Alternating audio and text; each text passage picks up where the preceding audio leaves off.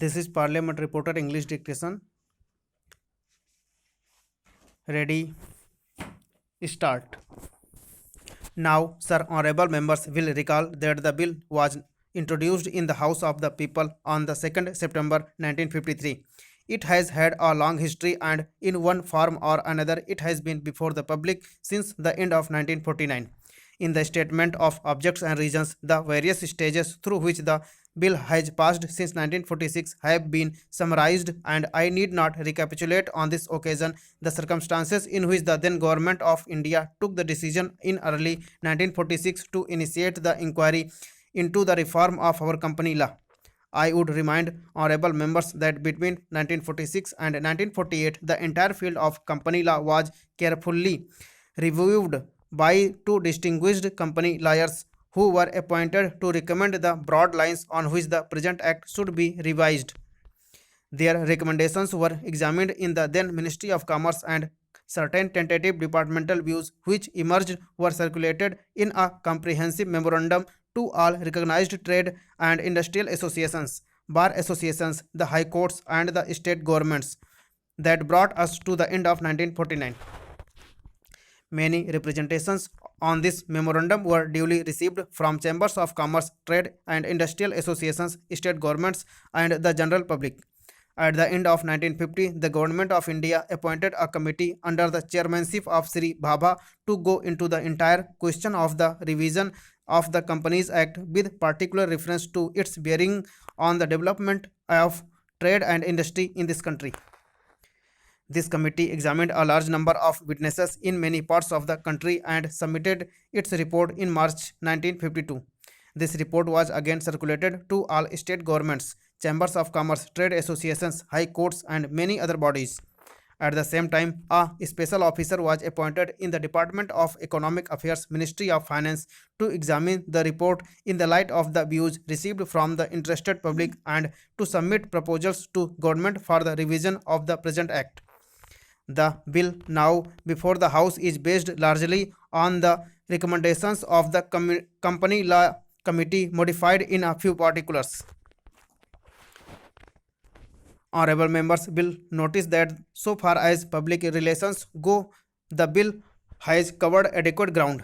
In a measure like the Companies Bill, however, which covers the entire field of the operation of joint stock companies, the limits of consultations and discussions can never be exhausted, and I would like to inform honorable members that although the bill was introduced in Parliament over 7 months ago, our officers have been engaged throughout this period in further studies and informal discussions with the interests concerned, and no occasion I have also participated in such discussions.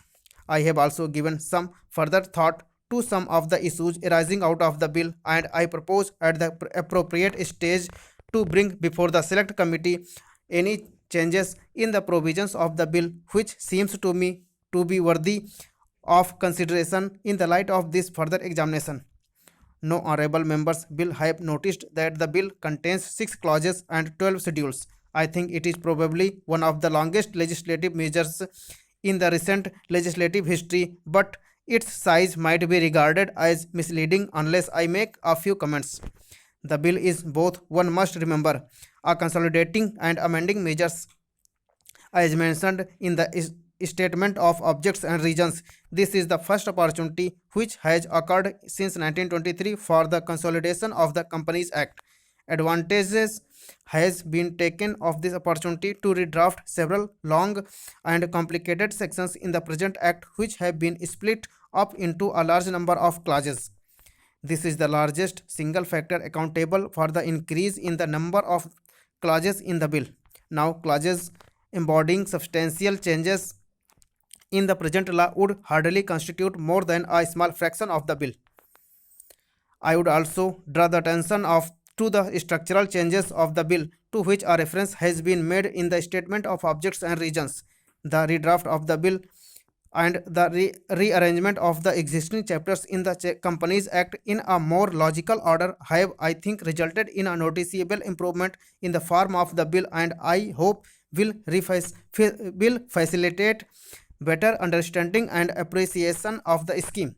I wish that the act which came into effect long ago was implemented properly.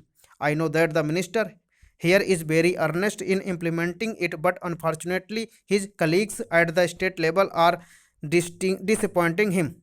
Unfortunately, no steps have been taken for trimming or toning up the administration at the state level and at the district level. They have to be taken immediately.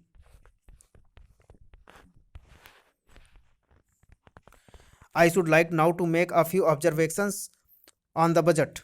This budget marks a turning point in the history of our country. It is no use attempting, as some of my friends have done, either to depreciate the budget very strongly or to suggest that we are not witnessing a new revolution in our methods of fiscal training and technique. I want it to be quite clearly pointed out to my friends that we are now facing the lean years of Indian finance. Hitherto, we had revenue surpluses which were a form of public saving and which were meant to be utilized for capital development. Hereafter, this form of revenue surplus would not be available. We have therefore to find out ways and means of implementing our great programs of national reconstruction at minimum cost. My point is that the deficit on revenue account would be of the order of about rupees 19 to 20 crores. Here, let me point out that I do not agree with those of my friends in the finance department who have attempted to suggest that rupees 9 or 18 crores which are obtained from Pakistan should be put to the revenue side of the budget. They are to be put on the capital side. But that does not seriously alter the trend of my argument. What I am suggesting is that we would have to be prepared for a deficit of a much higher order on the revenue side. That itself should make us realize that there are very many problems which we have to face and that we have to undertake ways and means of increasing the resources of our country so that it might be possible for us to have a greater amount of surplus or a greater amount of public saving for the purpose of financing capital development. The finance minister, in the course of his speech, Mr. Deputy Minister pointed out that the deficit during the past 2 years were of the order of rupees 83 crores. I venture humbly to disagree with him because I feel that when we are talking of deficits, we must take into account the overall deficit incurred by the central government, and that would be of the order of rupees 200 crores. During the years of relatively light expenditure, we had a shortfall of about rupees 200 crores. Undoubtedly, now when we are going to have a very great amount of expenditure, we might have a greater amount of deficit, and we would have to find out ways and means of trying to meet our capital expenditure.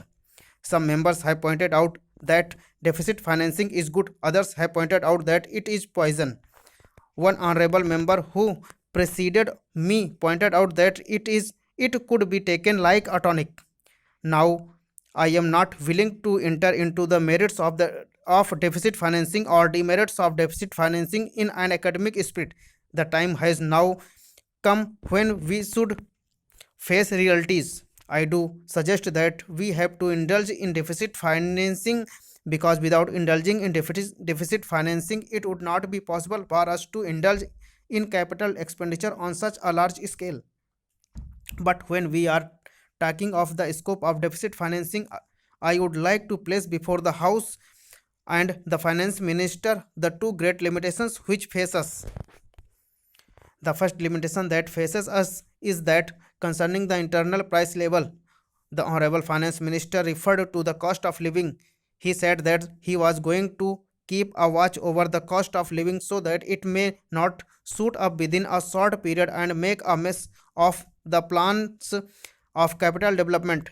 But there is another limitation which has also to be borne in mind, a limitation which has not received as much notice as it should have done in all the discussions that have taken place on deficit financing.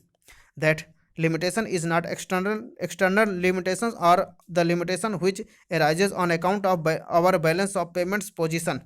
I think this is as important, Mr. Deputy Speaker, as the internal price level, and I should like to elaborate the particular point a bit more because I feel that a time will shortly arrive when we might have either to reconsider our policy or might have to leave the sterling club of which we are a member. The second serious limitation is as serious as the first.